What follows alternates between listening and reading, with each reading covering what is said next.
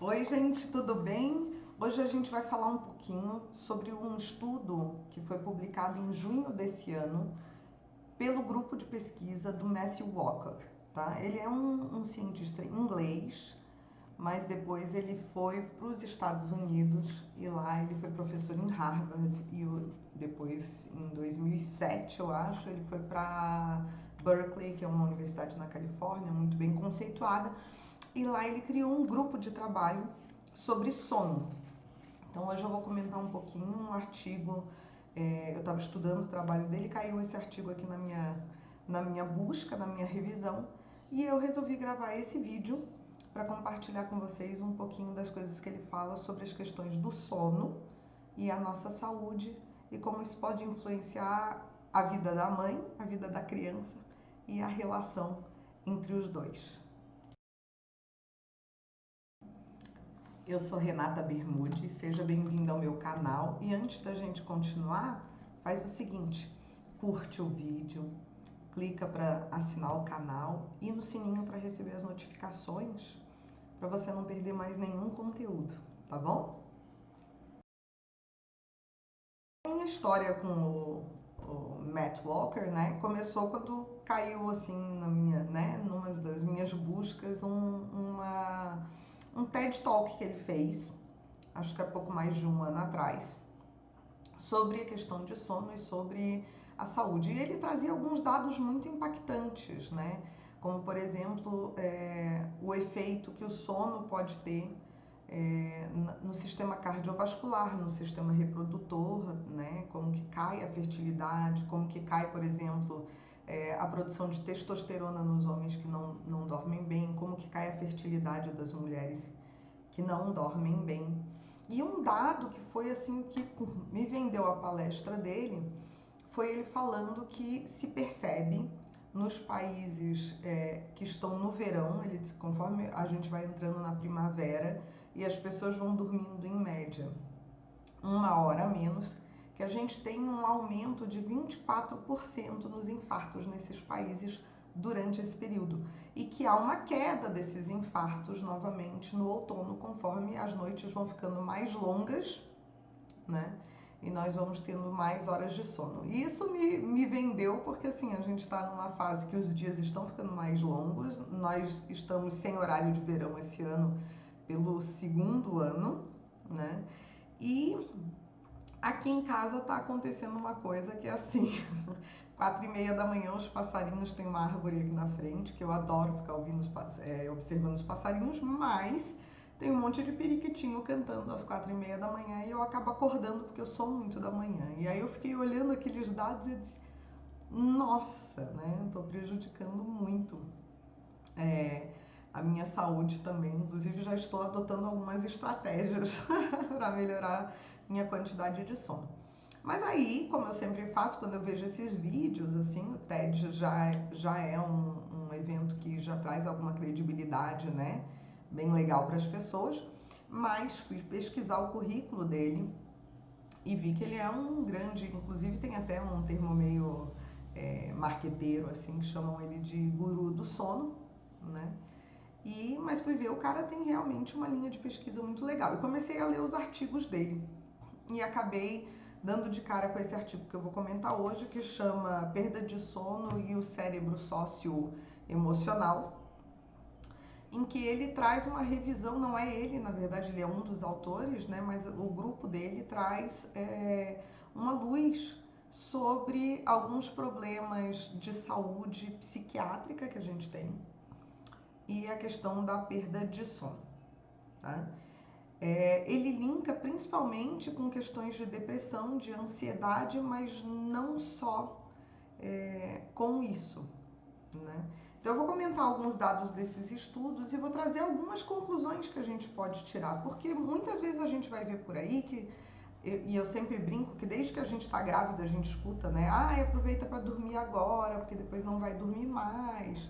Aproveita porque neném vai até os 3, 4, 5 anos. Tem lugar que fala até os 6 anos a criança ficar acordando várias vezes à noite é normal, né? E muitas vezes isso é trazido como sendo uma parte da maternidade que é obrigatória. Se seu filho acorda várias vezes à noite, você tem que ficar lá aguentando isso durante anos, né? Então eu atendo mães que estão há 3, 4 anos sem dormir uma noite inteira de sono. E teoricamente, segundo alguns profissionais, isso seria saudável para a criança e é assim mesmo. Então hoje a gente vai comentar esse trabalho do grupo do Matt Walker, lá da Universidade da Califórnia.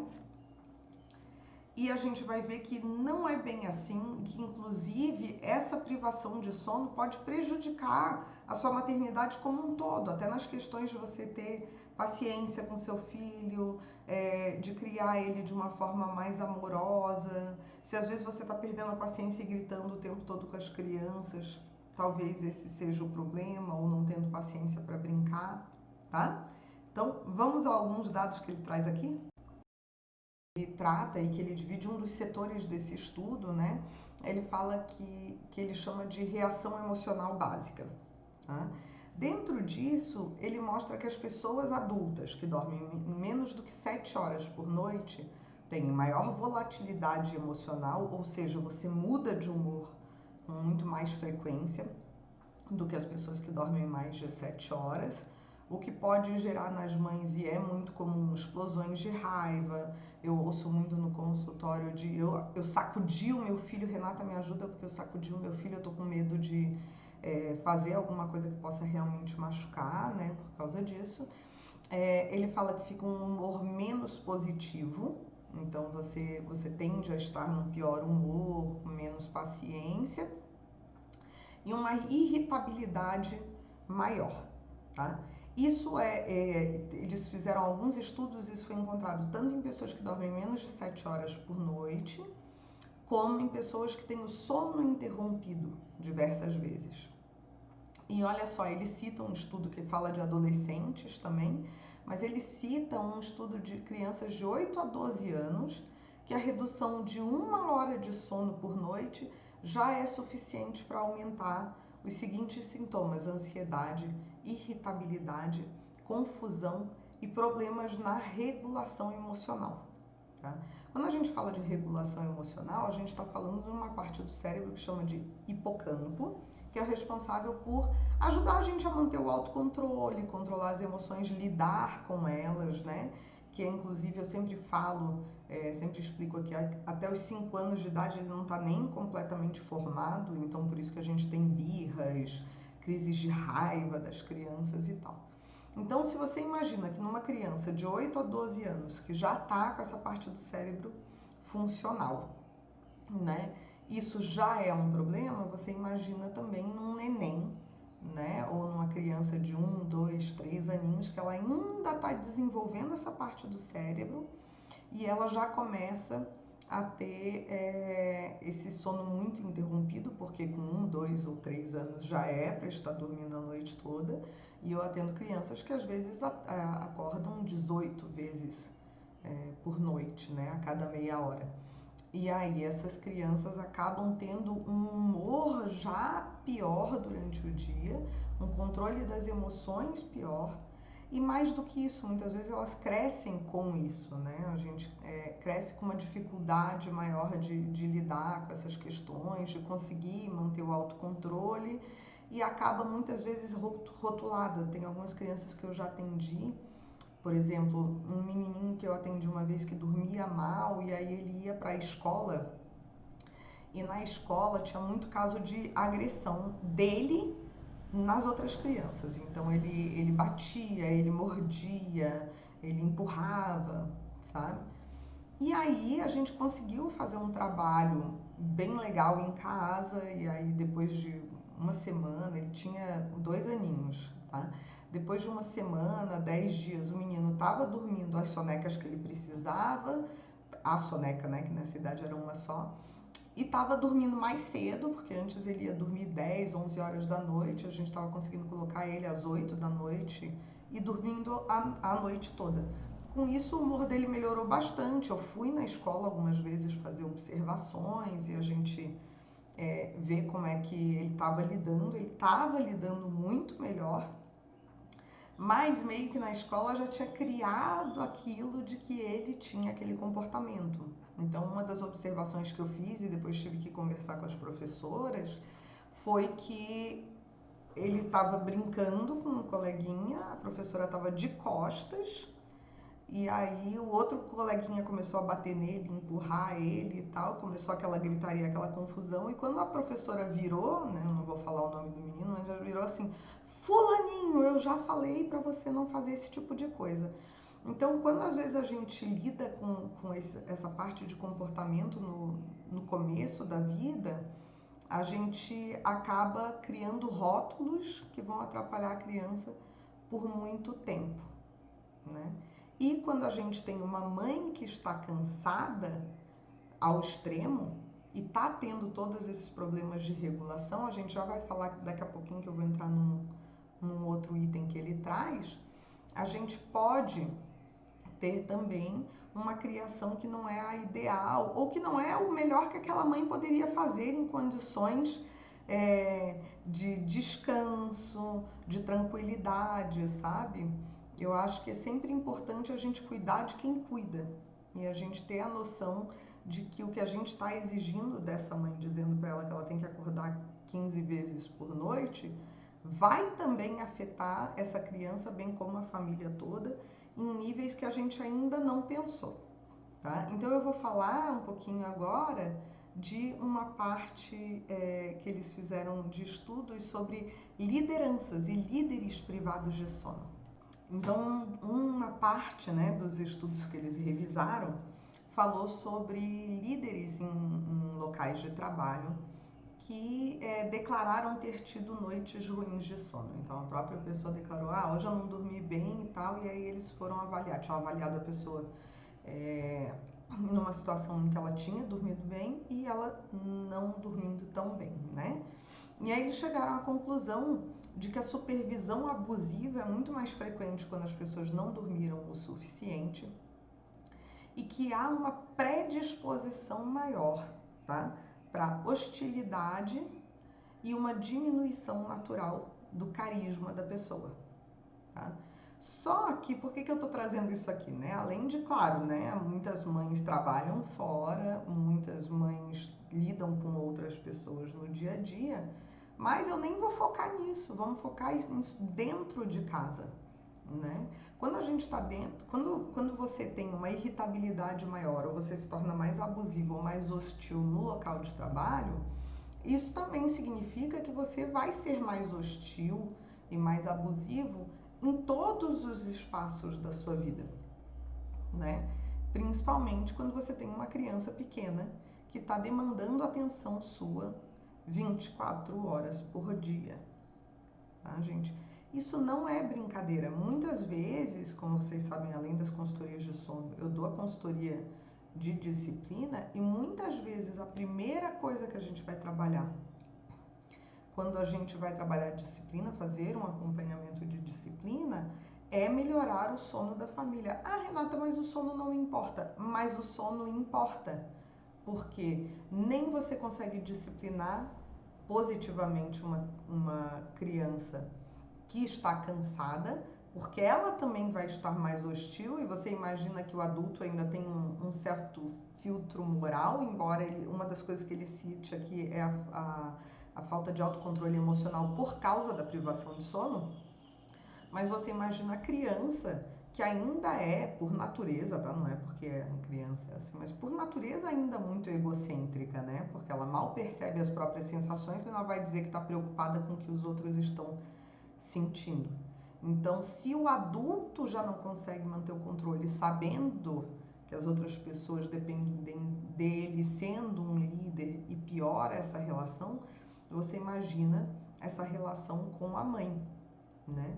E é uma bola de neve, porque você tem uma criança que está irritadiça, que vai demandar mais, uma mãe que já está cansada e que vai ser mais demandada e que, portanto, vai estar mais irritada, mais hostil. E a gente acaba entrando naqueles ciclos de casas que são muito cansativas, sabe?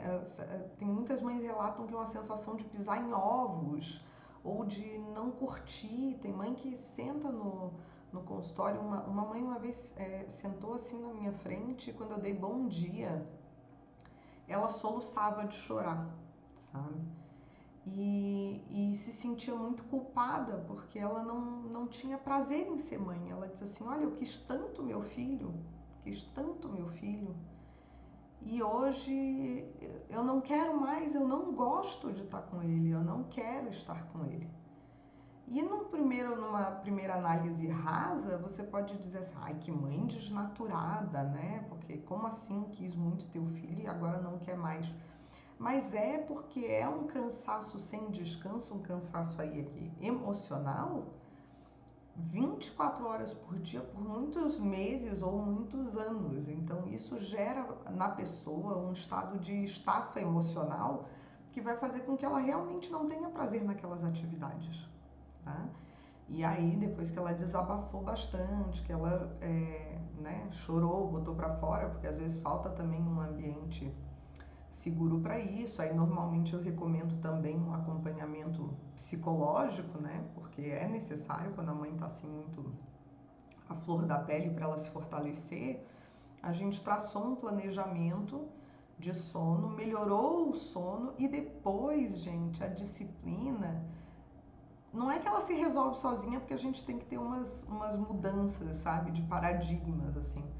Mas na hora que todo mundo tá dormindo bem, nossa, gente, como as relações da gente fluem melhor, tá? E ele fala disso num nível, já tem outros vídeos aqui no canal sobre isso, mas ele fala disso nesse nível muito básico, sabe?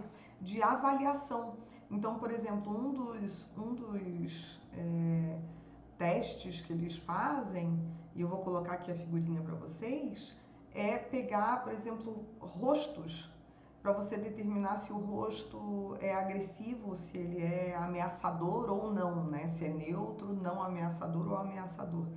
E até nisso, as pessoas que estão sendo privadas de sono, elas têm uma dificuldade, elas tendem a confundir se a pessoa está ameaçando elas, se aquele rosto é ameaçador, qual a intensidade daquela emoção.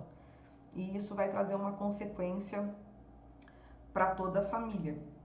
Tá? Então, quase sempre, quando a gente tem problemas disciplinares, a gente também costuma ter problemas de sono, porque a gente tem, né, problema para botar a criança na cama num horário que é legal, que ela durma o que ela precisa, a gente tem uma dificuldade de fazer as sonecas e tal. Então, normalmente, quando a gente tem problemas disciplinares, a gente tem problemas de sono. Às vezes, quando a gente tem problemas de sono, não tem os disciplinares, às vezes tem mães que conseguem lidar um pouquinho melhor com isso. Mas sempre que a gente tem problemas disciplinares, a primeira avaliação que eu faço é a avaliação do sono, porque o nosso cérebro não funciona direito se a gente não dorme bem. Tá? Então, vejam como está o sono de vocês, pensem nessa estatística como eu também pensei, de 1 hora a menos por noite, já aumentar em 24% as chances da gente ter um ataque do coração, né? E pensem em como isso é sério, pensem nas consequências que isso pode ter na tua família, né? Essas regulações de emoção vão permear todas as relações que vocês têm e todas as relações que a sua criança que não está dormindo bem tem. Tá? Para finalizar, eu queria falar um pouquinho de como essa questão dessa desregulação do sono pode afetar a forma como seu filho vai se relacionar com as pessoas.